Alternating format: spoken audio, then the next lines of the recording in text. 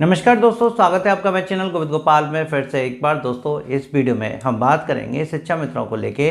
और शिक्षा मित्रों को लेके जो आज सबसे ज़्यादा ट्रेंड में चल रहा है वो चल रहा है उनकी 15 दिन की बेरोजगारी।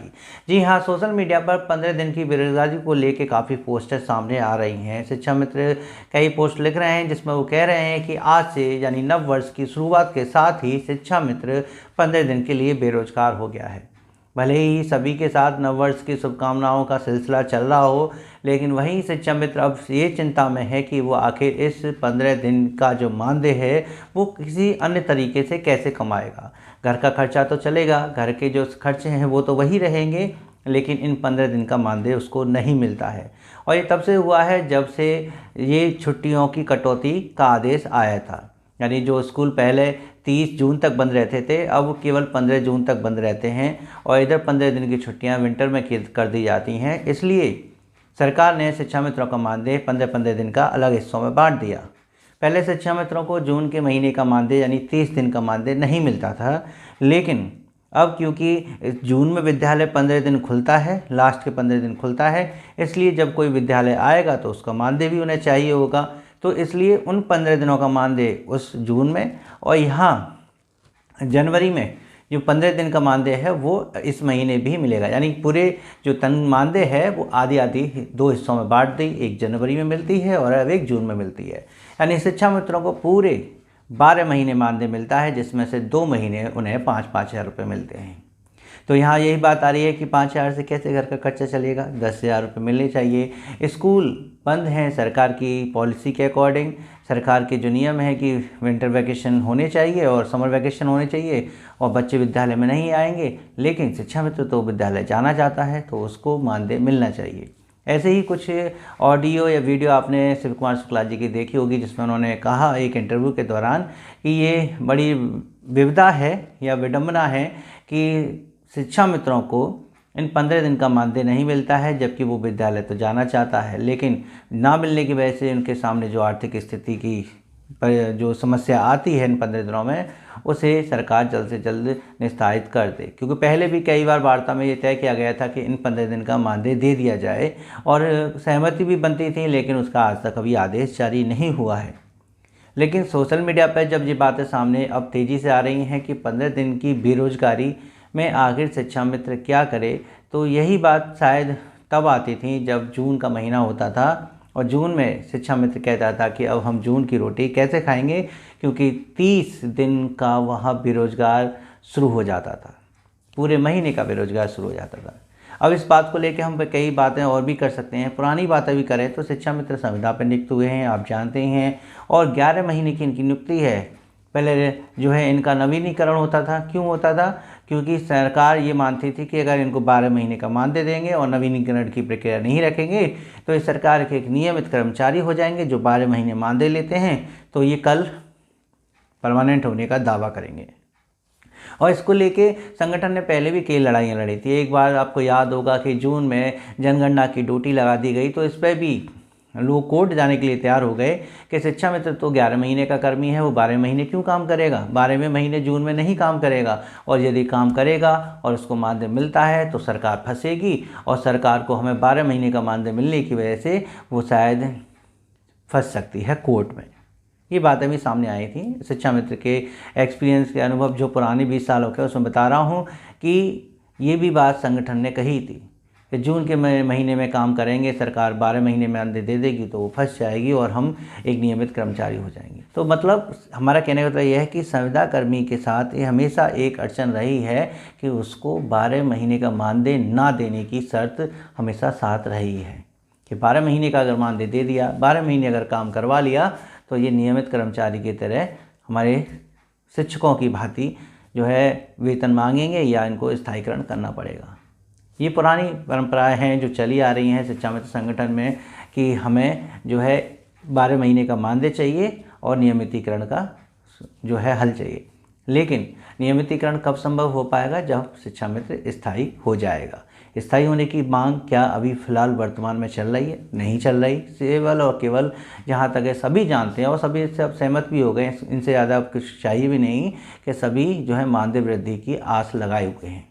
मानदेय वृद्धि की बात है और 2 मांगें जो महिला स्थानांतरण की और छुट्टी की हैं वो भी चल रही हैं। स्थायीकरण की अभी कैसी कोई योजना नहीं है सरकार के मन में, या अब स्पष्ट है, इसमें कोई छुपा-छुपी नहीं है। तो अब इसमें बात आती है कि 11वें महीने का जो मानदेय पहले नहीं मिलता, 12वें महीने का जो मानदेय पहले नहीं मिलता था, उसको 2 हिस्सों में बांटने पर बेरोज़गारी का अब हल्ला इतना क्यों है? ये तो आप 20 सालों से लेते हुए आ रहे हैं। 11 महीने का मानदेय तब लेते थे और 11 महीने का मानदेय अब ले रहे हैं, लेकिन इस बार ऐसा क्यों हो रहा है? या पिछली बार भी ऐसा हुआ था कि 15 दिन को लेके ज़्यादा ये हुआ था कि 15 दिन का जो है मानदेय सरकार को देना चाहिए। अब बात करते हैं कि क्या इसका कोई समाधान है? क्या इसका समाधान है कि 12 महीने तक हमें मानदेय मिल जाए और इसका कोई ऐसा कोई नियमितीकरण वाला उलझन सरकार के दिमाग में भी ना आए? तो इसके लिए हम संगठन के पदाधिकारियों से वार्ता करना चाहेंगे, उन्हें बताना चाहेंगे कि इसको लेके एक व्यवस्था की जा सकती है जहां शिक्षा मित्र 12वें महीने भी पूर्ण मानदेय प्राप्त कर सकता है। मानदेय ना सही, लेकिन उतनी ही धनराशि प्राप्त कर सकता है।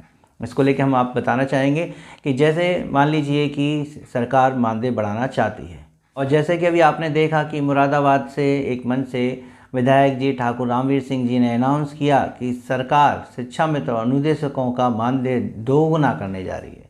शिक्षा मित्रों का मानदेय और अनुदेशकों का मानदेय दोगुना करने जा रही है।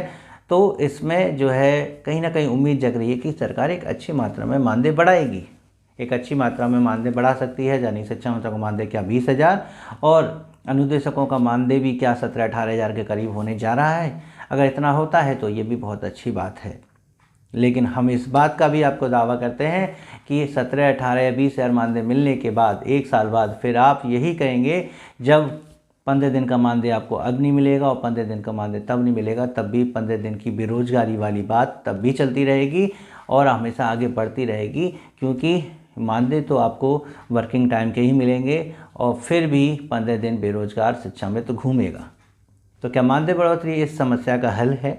क्या मानदेय बढ़ाने से शिक्षा मित्र जो 15 दिन के लिए बेरोजगार हो रहा है वो नहीं होगा? तो इसका समाधान कैसे ढूंढा जाएगा? कैसे इसका समाधान ढूंढेंगे? तो इसके समाधान के लिए हम आपको बताना चाहेंगे और अपने संगठन के जो साथी हैं उनसे भी कहना चाहेंगे कि सरकार से उम्मीद करते हैं कि यदि वो मानदेय बढ़ाना चाहती है तो 2 गुना अगर करना चाहती है, यानी एक उदाहरण के तौर पर ले लेते हैं कि शिक्षा मित्रों का मानदेय अगर 10 से 20 हज़ार होने जा रहा है तो वो 20 हज़ार ना करके 22 हज़ार कर दे। शिक्षा मित्रों का मानदेय 22 हज़ार होगा, यानी 12,000 रुपये की बढ़ोतरी अगर होती है तो उसमें से वो 2,000 रुपये शिक्षा मित्रों को ना दें। मानदेय 20 हज़ार ही आए खाते में और 2,000 यानी कि जो 20 हज़ार मानदेय है उसके 10% कटौती करके, यानी 2,000 रुपये को वो एक खाते में डाल दे, किसी भी खाते में। जैसे कि कह सकते हैं कि हम जैसा शिक्षकों का NPS कटता है और कोई भी पॉलिसी होती है जो कुछ समय के लिए होती है, यहाँ समय हम निर्धारित करेंगे 11 महीने। वैसे तो साल भर के लिए RD भी होती है, साल भर के लिए, और भी योजनाएं बैंक में और पोस्ट ऑफिस में स्कीम है, या सरकार उस पैसे का इस्तेमाल म्यूचुअल फंड में करे, शेयर मार्केट में करे, स्टॉकिंग में करे, कुछ इससे मतलब नहीं। यदि सरकार 10% शिक्षा मित्रों के मानदेय में से पैसा निकाल लेती है, 22 हज़ार मानदेय है शिक्षा मित्रों का, 2,000 रुपये कटा, ठीक है, उसमें से 20 हज़ार रुपये शिक्षा मित्रों को लौटाया। अब वो 2-2 हज़ार रुपये करके 10 महीने में 20 हज़ार रुपये इकट्ठे हो जाएंगे, 11वें महीने में 22 हज़ार हो जाएंगे, और जैसे ही वो 22 हज़ार होते हैं 11 महीने तक आपके पैसे की कटौती होती है, आपको वही पैसा 12वें महीने यानी जून के महीने में आपको दे दिया जाएगा। तो वो क्या है, वो एक तरह से आपकी RD है, आपकी FD के लिए, RD के लिए जो भी पैसा है सरकार ने आपका इस्तेमाल के लिए लिया और 12वें महीने आपको लौटा दिया ब्याज के साथ। और भले ही सरकार ने उस पैसे से अन्य बिजनेस में लगाते हुए कुछ और कमाया हो, उस पैसे को कहीं भी लगाया हो, लेकिन आपका ही पैसा आपको 12 महीने मिलेगा एक RD की तरह। अब इसमें सिंपल सी बात ये कहेंगे कि अरे ये काम तो हम अब खुद भी कर सकते हैं, हमें ही 22 हज़ार रुपये दे दिए, हम 2,000 रुपये कहीं भी लगाएं। तो ऐसा नहीं होता है, नहीं लगा पाते हैं। हम भी जानते हैं NPS का पैसा अगर आज नहीं कटेगा तो हम उन पैसों को कहीं नहीं लगा पाएंगे, वो खर्च हो जाएंगे, घर में आने के बाद खर्च हो जाएंगे, क्योंकि 20 हज़ार रुपये भी इतने ज़्यादा नहीं हैं कि घर का खर्चा चलाने के बाद भी उसमें से सेविंग अच्छी तरह से हो पाए, वही सारे घर में खर्च हो जाएंगे। तो एक तरीका है कि मानदेय बढ़े तो उसे थोड़ा सा बढ़ा के उसकी कुछ परसेंटेज काट के एक जो है RD चला दी जाए और उस RD का पैसा लास्ट में 12वें महीने शिक्षा मित्रों के खाते में भेज दिया जाए, ये कहते हुए कि ये आपका बकाया है, एरियर है। तो इस एरियर के रूप में अगर वो 12वें महीने मिलेगा तो वो ना तो मानदेय होगा, जिससे ये कह सकते हैं कि 12वें महीने भी मानदेय मिला है, और ना ही कोई भी आर्थिक स्थिति या आर्थिक संकट शिक्षा मित्रों के सामने आएगा। इसको लेके विस्तृत रूप से और बात करेंगे, शायद मैं इतनी जल्दी आपको नहीं समझा पा रहा हूँ, और संगठन के पदाधिकारियों से इसको लेके बात करेंगे कि क्या संभावना है, क्या ऐसा हो सकता है, और इससे क्या ये 15 दिन की बेरोजगारी वाला मामला भी ख़त्म हो सकता है। तो जल्दी ही बात करेंगे उनसे और आपको भी अपडेट कराएंगे। आपके क्या विचार हैं या कैसा लगता है आपको, क्या ये विचार सही है नहीं है, नीचे कमेंट करके ज़रूर बताइएगा, और अगली वीडियो में हम इसको लेके विस्तृत रूप से आपसे चर्चा भी करेंगे। तो मिलते हैं आपसे अगली वीडियो में ऐसी कुछ अपडेट के साथ, तब तक के लिए नमस्कार, जय हिंद।